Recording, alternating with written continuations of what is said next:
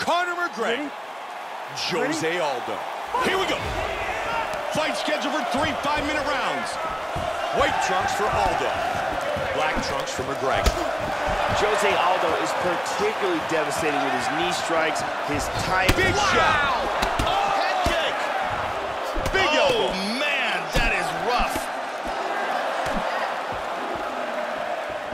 Solid jab.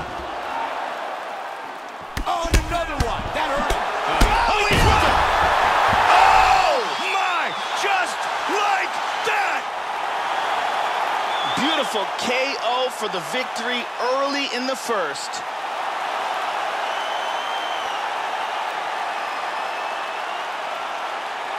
Once again, here's our fight replay.